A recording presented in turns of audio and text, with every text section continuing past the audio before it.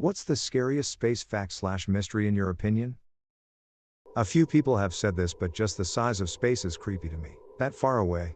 But what almost depresses me more that unlike in Stargate I will never be able to travel to any of it. Would love to see what's out there. But endless space could equal endless possibilities. Could be bad, but it could be amazingly good. Not scary exactly. More unfortunate, if anything. But we'll probably never be able to properly communicate with alien species. Given the amount of distance between the planets of our solar system, I'd assume that distance to other universes and galaxies is too far to think about right now. If we receive and send a message right now, by the time we hear a reply back, we would probably be a completely different government and societal system. We would just be constantly introducing ourselves. Here's one closer to home. The Kessler effect is the theory that a single destructive event in low Earth orbit could create a cascade where satellites break up into tiny fragments, taking out other satellites, breaking up into smaller fragments, and so on, until the Earth is completely surrounded by a massive cloud of tiny flying death shrapnel, which would make leaving this planet almost impossible. If you look up how much space debris there is already up there and how many satellites currently orbit,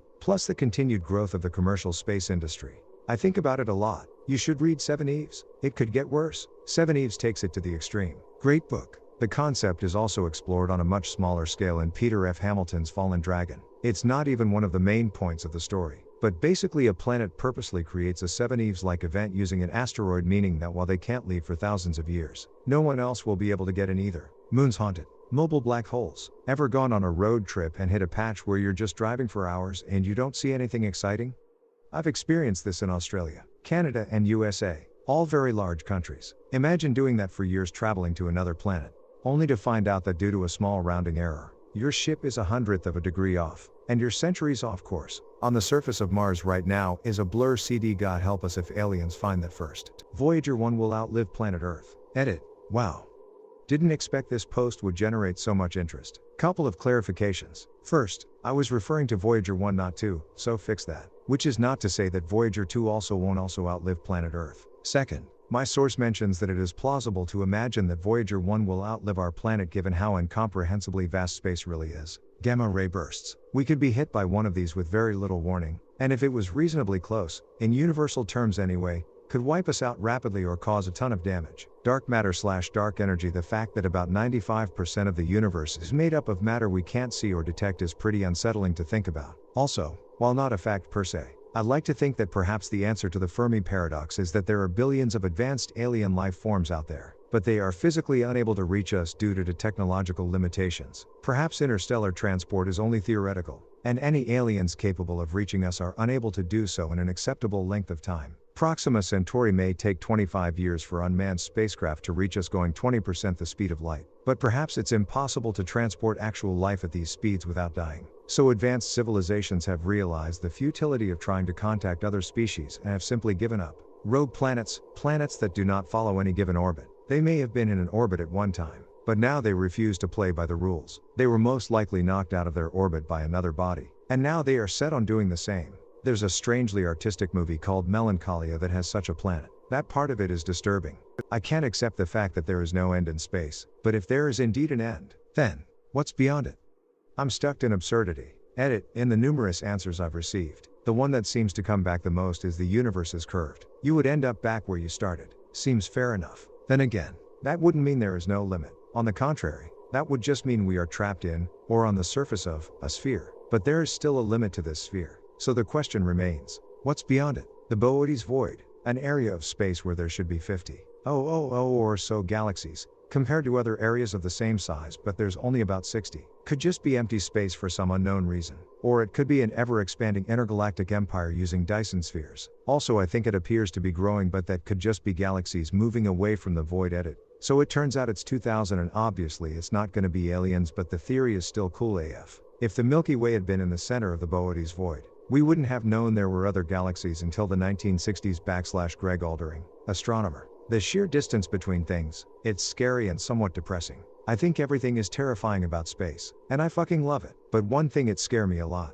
It's if space is infinite. Imagine what kind of gigantic monster can be in there. My favorite debate I've ever had with a friend is about gigantic space monsters. I argued that since space is infinite, and we don't understand much about it, that there's a good chance that there's a gigantic space monster that's just a massive head that eats planets to live. We went back and forth for like 15 minutes. Edit. By the way, I won that debate. Since the universe is expanding and stars and galaxies are moving away from each other, it's possible that civilizations that spring up in the far future with lonely stars will see an empty sky. Their civilizations will grow and learn, but they will never know the universe that once was. We live in a spectacular time period where we can actually look back in time and see the early universe. Future civilizations won't have that luxury. They'll believe that the universe is, and always was, dark, dead, and empty. Aside from their small island of light, there is literally no end to the universe. No matter how long we study it, there will always be stuff that we will never know just because of the vastness of space. The fact that a city-killing asteroid can slip through our detection systems and kill millions at any moment.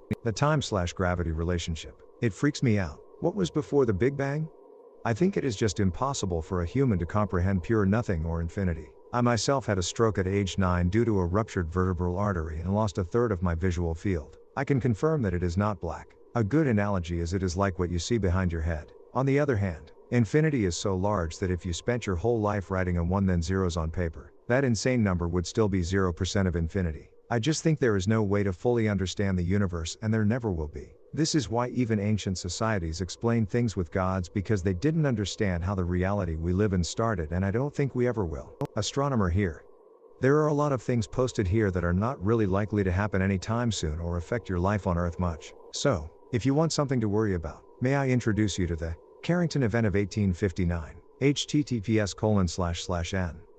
Wikipedia. org/wiki/September_1859_geomagnetic_storm. Basically, Carrington was a scientist who noticed a flash from a huge cluster of sunspots, which was the biggest coronal mass ejection from the sun ever recorded, aka a ton of material ejected from the sun at high speeds. It hit Earth within a day. Aurora were seen as far south as Hawaii. Wires on telephone poles burst into flame, and telegraph operators even reported contacting each other when not connected. If a similar event were to strike Earth today, it would cause billions of dollars in damage, because blown transformers are super hard to replace and a lot of satellites wouldn't be able to handle it, and it goes without saying you'd have a serious radio blackout for a bit until it ended on a ton of essential frequencies. The crazy thing about the Carrington event though is we really have no idea how often such events happen, but we do know that in 2012 there was a Carrington-level solar flare that barely missed Earth. Edit, for those making next in 2020 jokes. This is not super likely this year. We do know these biggest flares happen during solar maximum. The sun has an 11-year cycle of sunspots, and the period with the most is solar maximum.